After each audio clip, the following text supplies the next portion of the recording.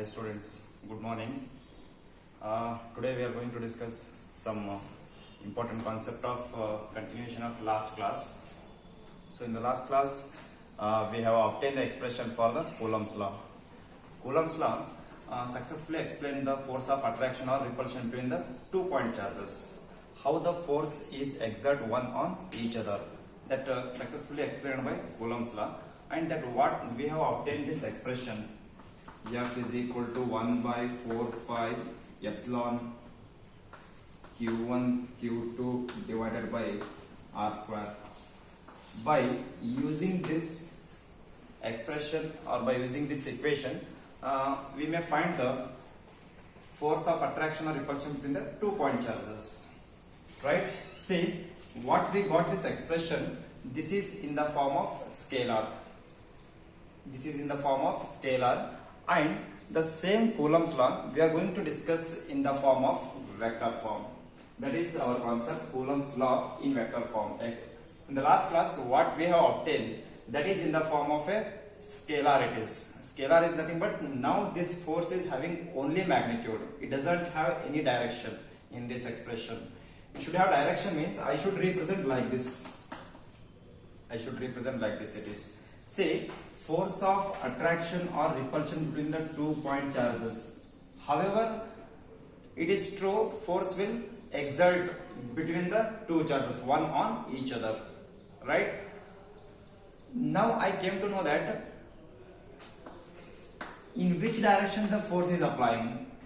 Whether this charge is applying on this, whether this charge is applying on this. I want to define the direction of the force. Whether Q1 is applying the force on Q2 or Q2 is applying the force on Q2, I want to represent the direction. So yesterday what we have obtained, this is in the form of a scalar. Now I am going to discuss the same thing in the form of vector form. It is right. However, for the same discussion, I will consider 2-point charges. 2-point charges. Okay, I will remove it. 2-point charges separated by a small distance r. That already we have studied in the previous while deriving the expression for Coulomb's law. Let me call it as a Q1 and Q2. Right? Say Q1 and Q2 are the charges if it is a charge which exerts the force on other. So let us consider this particle is exerting the force on this. That I will give the direction like this. This particle is exerting the force on this. That I will give the direction in this direction. That I will give the name F21. That means, say, first particle is exerting the force on second particle. I will read it as F21. First particle exerting the force on second particle. That is, here, this particle also exert the force on this. That I will give the direction in this direction. This particle exerting the force on this. The direction I will represent with the force F12. I will read second particle exerting the force on first particle F12. Right? And these two particles are separated by a small distance. Already in the last class we have discussed it, but now in this time we are trying to represent the direction of the applying forces on the charges. See, the same thing I will try to represent in a direction, particular direction. So I will consider a plane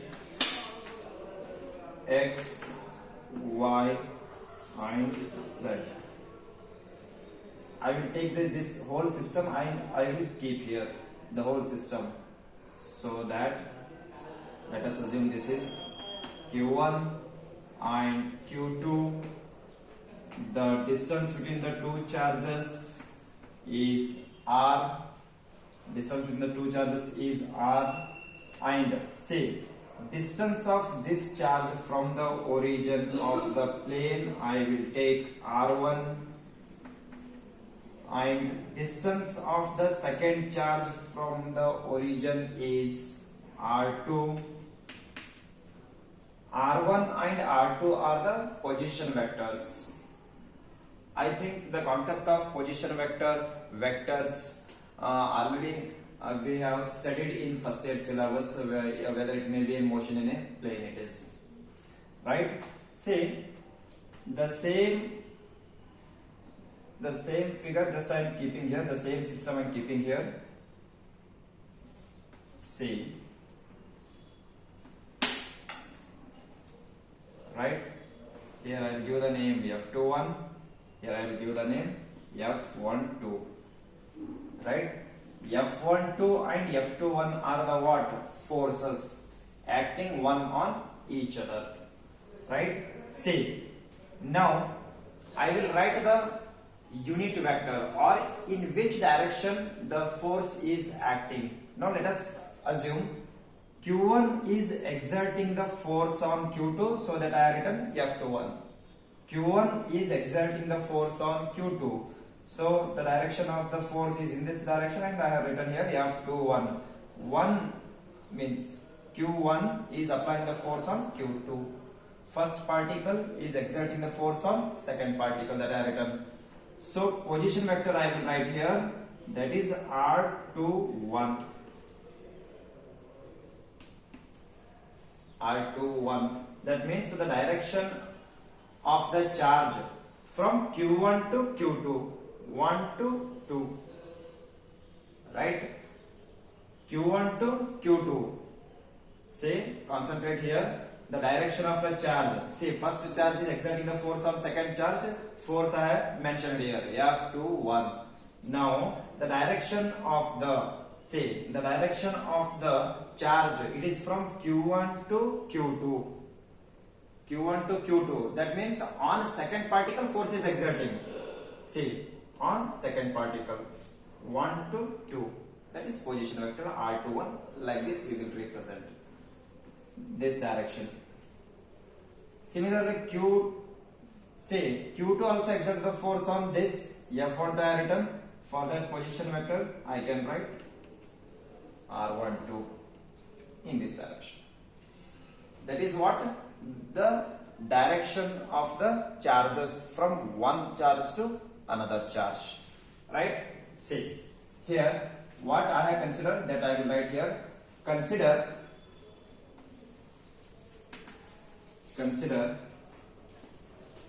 two charges Q1 and Q2. Consider two charges Q1 and Q2. Let see F12 and F21. F12 and F21 are the what? Forces acting one on each other. F12, F21. F12, that I will write here. See Q2 exerting force on Q1. See, Q2 exerting force on Q1. Now, see, Q1 exerting force on Q2. Force on Q2. Right? And remaining position vector also I will try to represent. R12 and R21. These are the what? Position vectors. Say R12, the direction of the charge. The direction of charge is, say, the direction of charge is Q2 to Q1. And Similarly here Q1 to Q2. This is not direction. What we have discussed, just I try to represent that. And from the Coulomb's law, now I will try to write the equation in the form of vector form. Right? See here, we know that Coulomb's law equation. First I will write that F is equal to 1 by 4 pi epsilon Q1 Q2 by R square. This is in the form of scalar. Now I am trying to represent this expression in the form of vector quantity. Right? See here. See, when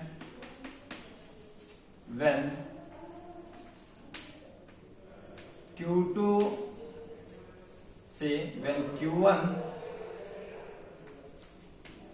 exerting force on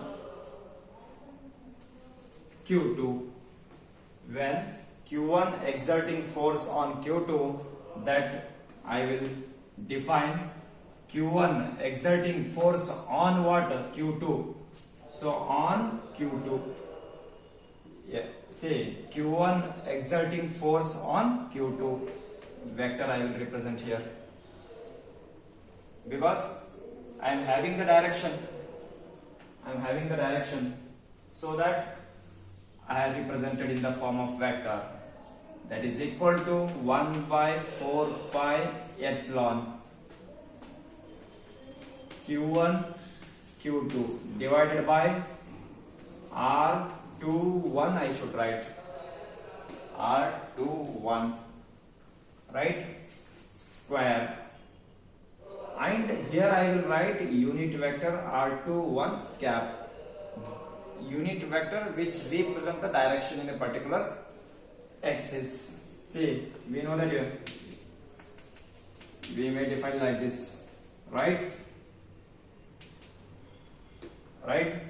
This is what it is, unit vector. It is unit vector. So unit vector which represent the particular direction in a particular axis. So that is why I try to represent. See, this R21 or R12 which represents what it is, direction it is, which represents direction. Similarly, when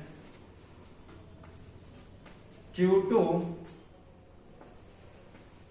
exerting force on Q1, when Q2 exerting force on Q1, Q2 exerting force on what? Q1. So on Q1 is equal to 1 by 4 pi epsilon, 1 by 4 pi epsilon Q1 Q2 divided by what I should write, R12 square, right? R12 square, here unit vector R12 cap. This is right. Just we try to represent the what it is, the direction it is. See, now I will call it as equation 1, I will call it as equation 2. Equation 1 and 2 express the direction of the force applied on the charges. Equations 1 and 2 express the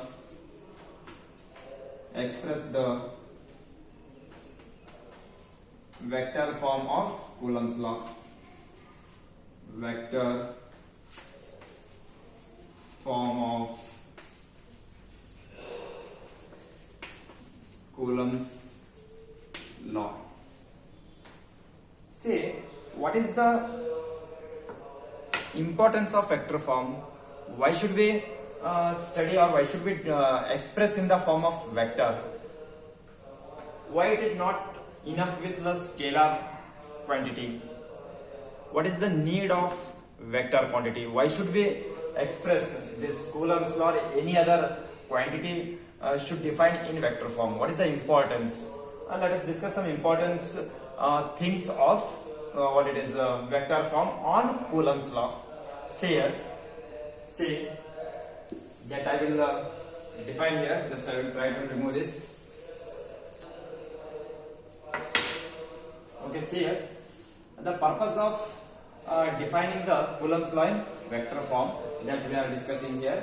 See, some importance of vector form I am defining here. Why should we express this Coulomb's law in vector form? What is the use of that? That I am going to discuss here. See, however, by defining the Coulomb's statement in the form of a vector, we got these two forces between these two charges, F21 and F12.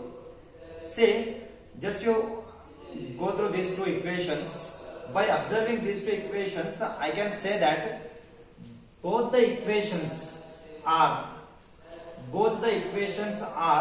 equal in magnitude or are same.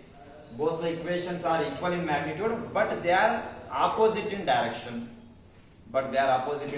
See, here 1 by 4 pi epsilon q1 q2 divided by r21 square, r21 cap. This what it represents, r21 cap? Only direction it is, in particular direction.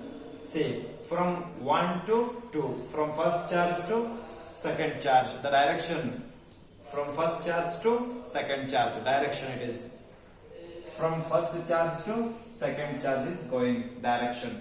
See, 1 by 4 pi q1 q2 r12 square, r12 cap. R12 what it represent? However, r12 square, this is r21 square, this is what distance between two charges itself it is. Whether you may take from here to here or here to here, this r is fixed, no it is, so doesn't matter. See, r12 means from second charge to first charge. Already I have expressed it here. See, r21 from first charge to second charge direction. From r21 means from first charge to second charge, r21. See, r12 is nothing but from second charge to first charge. Direction it is. However, you may take from here to here or here to here, but the distance is same here. It is r only it is. But say the quantity F21 and F12 what we are getting, both the quantities are here equal. 1 by 4 pi q1 q2 by r21 square and 1 by 4 pi q1 q2 by r12 square. Whether it may be r21 or r12, but the distance between the two charges is same, however it is. Right? So this r12 cap and r21 cap, what it represents? Only direction it is. Say, F21 is exerting the force on in this particular direction and F12 is acting in this direction, but both are equal in magnitude. By this observation, I can say that this vector form of Coulomb's law agrees the Newton's third law, equal and opposite direction. Since F12 is equal and opposite to F21, right? Since F12 is equal to minus F21, minus which represent direction, which represents direction. So by observing all these things, some importance I am trying to note here, some important things.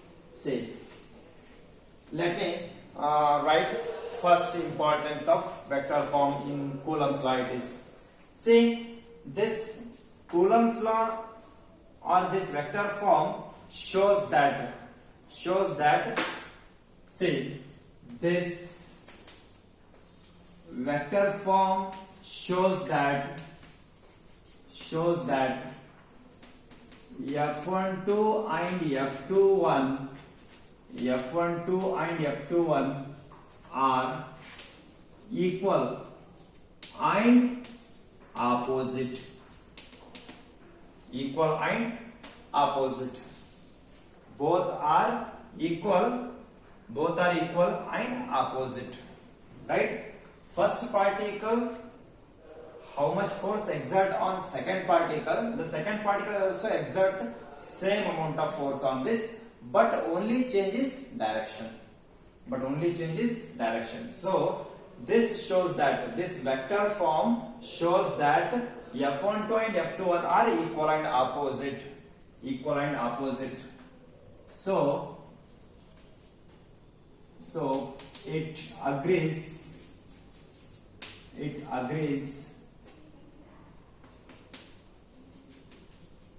Newton's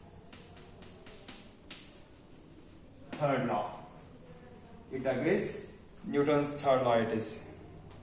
Right? See here. Therefore, from equation 1 and 2,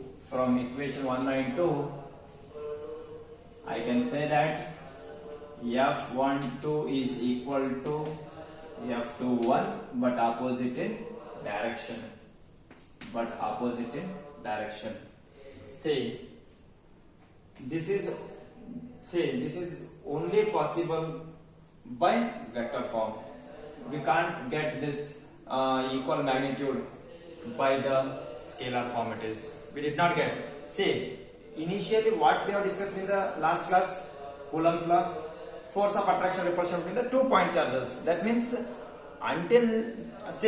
before studying this vector form, just we know that force will exert between the 2 charges, but in which direction the force is applying, whether Q1 and Q2 will apply the same amount of force, we did not have any idea regarding that before discussing this. But now by defining or by expressing the Coulomb's law in the form of vector form, we came to know that both are equal in magnitude but opposite in direction. This is one of the importance of vector form.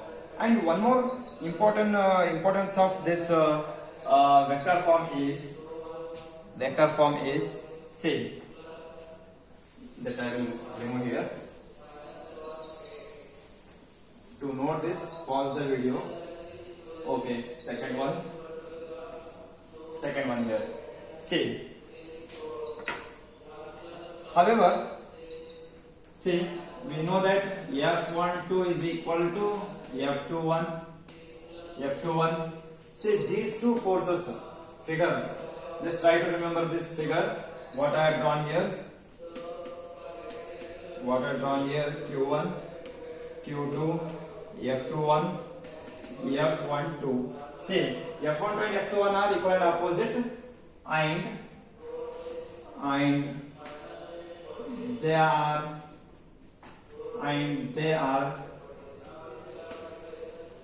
along in the same line. See, these two forces, they are along in the same line. That is, see,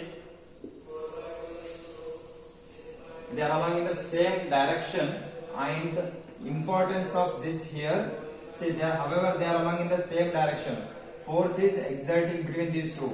This charge will exert force on this charge will exert the force on this. They are along in the same line, but this electrostatic force, what we are discussing, this electric charge force or electrostatic force, it is a central force. It is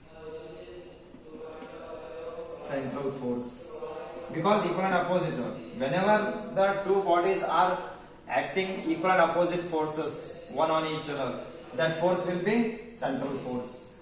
This already we have studied in the first year while in the introduction part, physical world, right? Gravitational force, electrostatic force, nuclear force, whether they are central, non-central, these are things already we have discussed. By this vector form also we can say that it is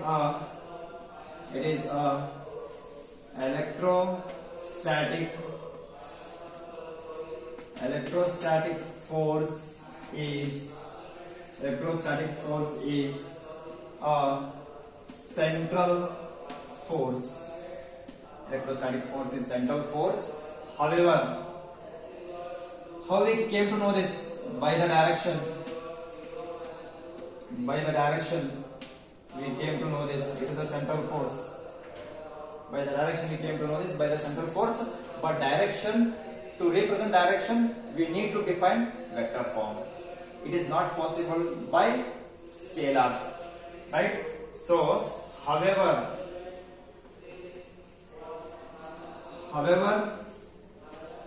scalar form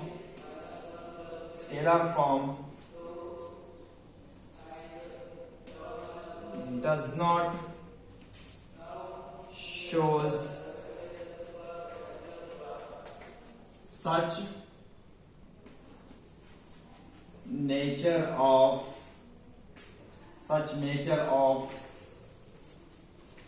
electrostatic force, right?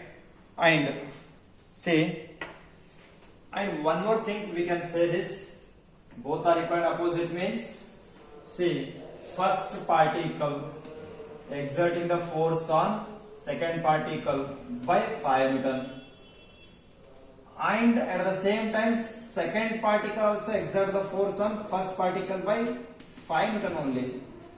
There is no loss or gain in the energy of those two particles here, because both are equal and opposite quantities are acting one on each other here. So I can say this electrostatic force is a conservative force. F12 is equal to F21. F12 is equal to F21. So the electrostatic or electric force also you can write. Electrostatic force is conservative force, right? Say these are the what some importance. If it is a conservative force, say if it is a conservative force, there is no loss or gain in the two charges, and at the same time, if this force is a conservative force, the work done on the charges in a closed path is zero. That is very much important here. Say therefore the work done, say if the force is conservative means obviously work done is zero. Work done in a closed path is zero. See, these are the what some importance. See, importance of vector form. By expressing this scalar form into a vector form, we came to know all these things. One is this Coulomb's law agrees what it is. Newton's third law. By expressing scalar into vector, we came to know this. This is one of the importance of the vector it is. And along with that, one more thing we came to know that, however F12 and F21 are equal and opposite means, same.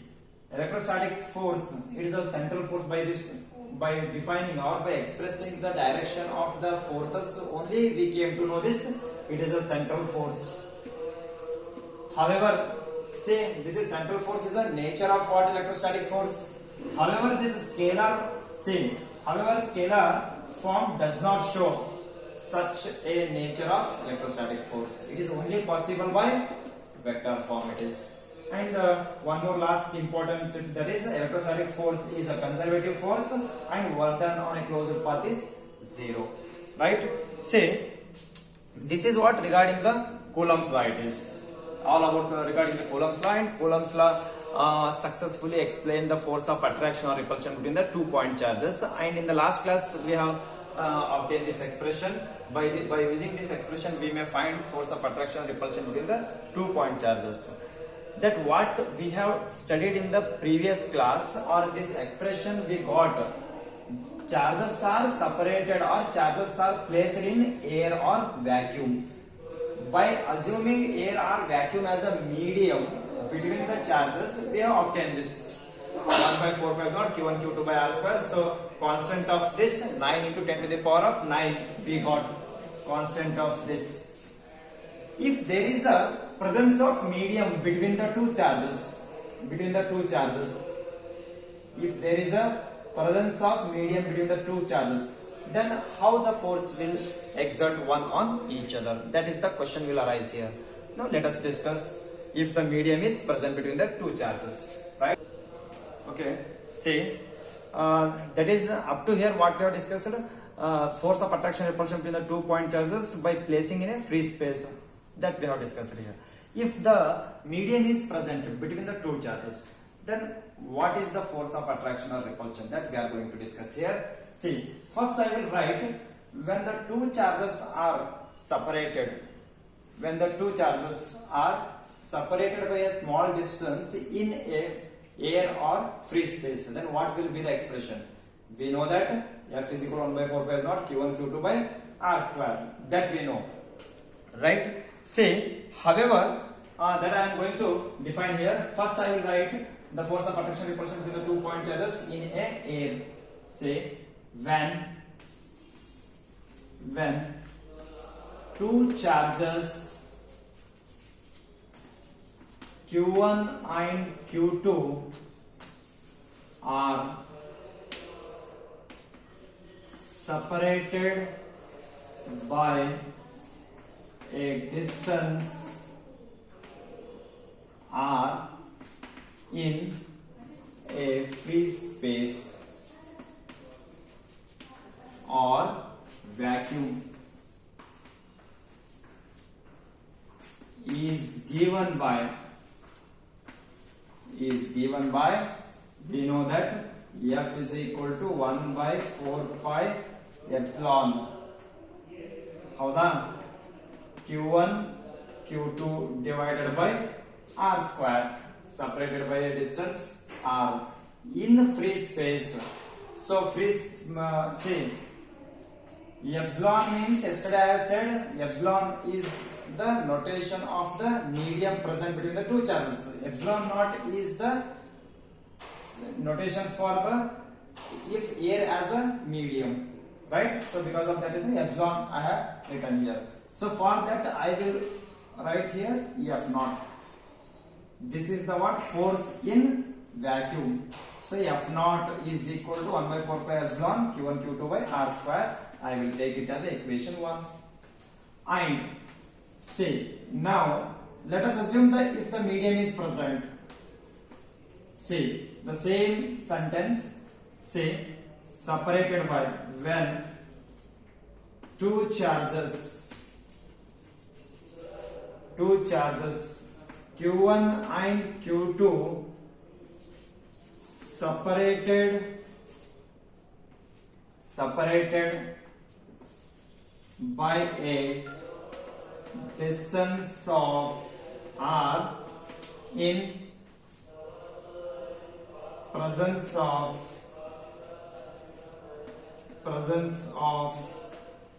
material medium,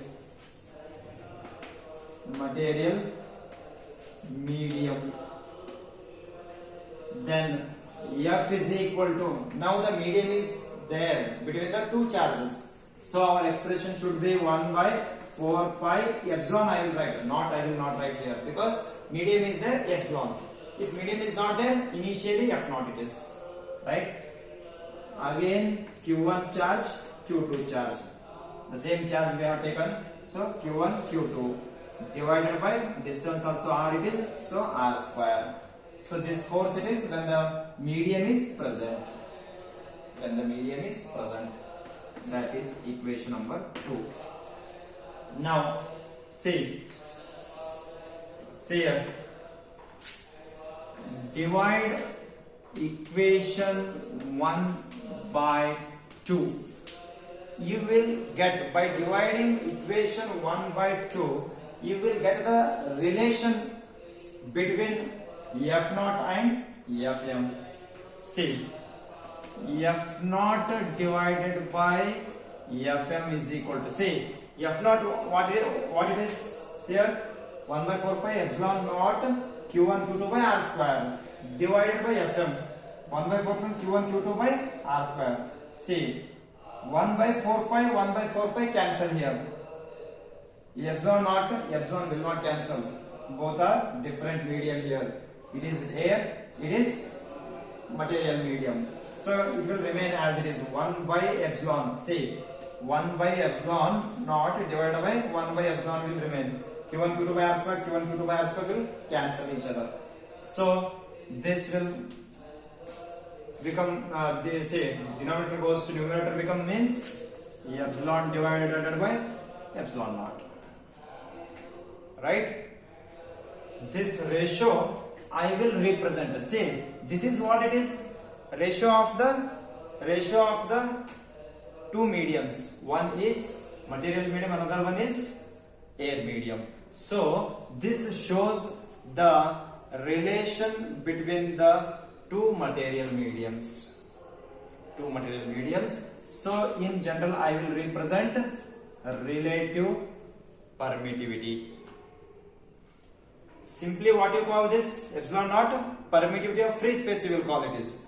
And what you call this, permittivity of the material medium. The ratio of these two I will call relative permittivity. Right? So this is our concept, what we are discussing here. Relative permittivity. That is, I will write it as a K constant. See, it is also called dielectric constant. Dielectric means insulating medium is inserting between the two charges. That is, say anyhow, say here K is equal to, say, dielectric constant or relative permittivity.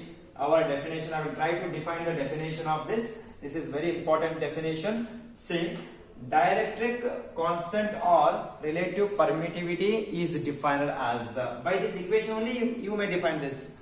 Relative permittivity or dielectric constant is defined as the ratio of the permittivity of the medium to the permittivity of the medium as a air.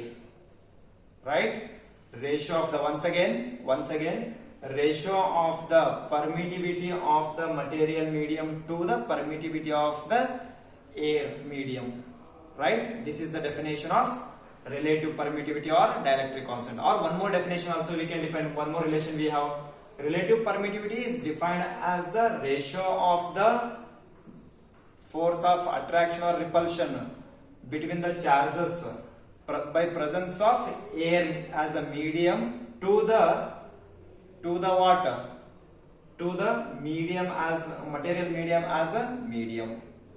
Like this also we may define ratio of forces or ratio of permittivities. That gives relative permittivity or dielectric constant. This is very important definition. It is very important definition. Right? Say in 1 marks question they will ask define relative permittivity or define relative permittivity and give it expression. So you should write K is equal to or epsilon r is equal to F naught by Fm is equal, or you may write epsilon by epsilon naught. Say one more thing it is, however what we got here, F naught divided by Fm we got, that is equal to K. If I want to find any quantity by giving two other quantities, say I can find Fm, material medium, Fm is equal to, say that is what Fm is equal to F naught divided by K. If he has given force between the two charges in the presence of air as a medium, and along with that if he has given dielectric constant, means medium, which medium he has given, if he has given the dielectric constant, I say this dielectric constant is different for different materials. Say that if the paper is inserting between the two charges, the force acting on each other is different. If that is depend on strength of the material medium it is. Right? So this K value will change with the material. Right? So Fm you may find, or F naught also, F naught is equal to K into Fm. These are the relations we may use while doing in the numericals. So this is, otherwise this is your expression. This is your expression, right? Concept of relative permittivity. See, all this we have discussed force exerting between the two charges. See, Q1, Q2. Q2 is exerting the force on Q1 or Q1 is exerting the force on Q2. Only between the two charges up to here we came to discuss. But if multiple charges are there here, then what will be the force exerting on Q1 from all other charges? Say force acting on Q1 due to Q2, force acting on Q1 due to Q3, force acting on Q1 due to Q4, force acting on Q1 due to Q4. That I need to define here. Up to here what we have discussed, that is regarding only two charges. And by the small thing I will try to represent the force acting or force between the multiple charges. Right? Okay, let us discuss. Okay, see here. Force between the multiple charges. The previous Coulomb's law explains the mutual force of attraction between the two charges. If there are multiple charges are there, if several charges acting the force on a single charge, if several charges acting the force on a single charge, then what is the force on this charge? That is force between the multiple charges we are trying to define here. Say here Q1 I have considered here, Q1, Q2, Q3. Three charges I have taken here. 3. Q1, Q2, Q3. And here R13 and R12 are the position vectors. Now, say let us assume what is our concept? Force acting on single charge by a several charges. Say, let us consider Q2 is exerting the force on Q1. Q2 exerting the force on Q1. That means force is in this direction. F1, 2. That you have the idea. Similarly, Q3 also exert the force on Q1. Q3 also exert the force on Q1. The direction of this is F13. Means F13 means what? Say, third particle is exerting the force on first particle. Here we are going to calculate only force exerting on Q1 due to other charges. Right? That you keep in your mind. So that this we got F13 here and here we got F12. This is what it is, resultant. I hope you have the idea regarding the resultant. So that resultant I will write always it is the sum of the other charges. It is sum of the other charges. So resultant force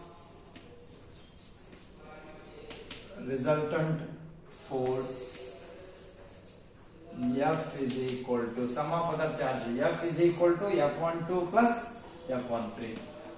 F12 plus F13. Already we have the equations F12 and F2, F13. In the previous already we have discussed how to write F12 and F21. So that is why I did not discuss it too much here. So F12 is equal to 1 by 4 Q1 Q2 by R12 square R12 cap. And similarly F13 is equal to 1 by 4 cap not Q1 Q2 by R13 cap it is. Alright, see here. Now sum of those two I am going to write here 1 by 4 pi epsilon Q1 Q2. See, between these two charges I am writing Q1 Q2 divided by say R12 square and R12 cap plus F13 means it is here, it is there 1 by 4 pi epsilon. Say which charges here it is between Q1 and Q3. So that is why you should mention here Q1 and Q3. Q1 and Q3 divided by R13 square R13 cap. This is what resultant it is between the 3 charges. If n number of charges are there in the system exerting the force on one charge, then what is the force on the single charge?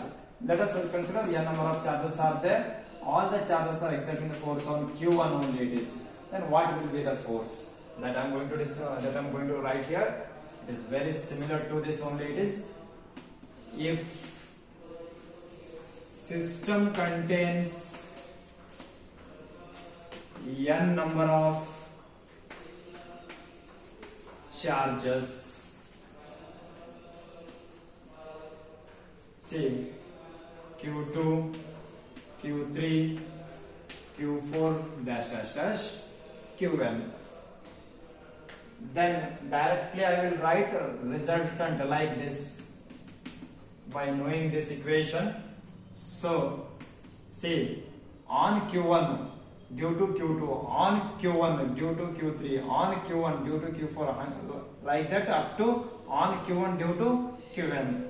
So that 1 by 4 pi epsilon Q1 Q2 divided by R12 square R12 cap plus 1 by 4 pi epsilon Q1 Q3 divided by R13 square R13 cap.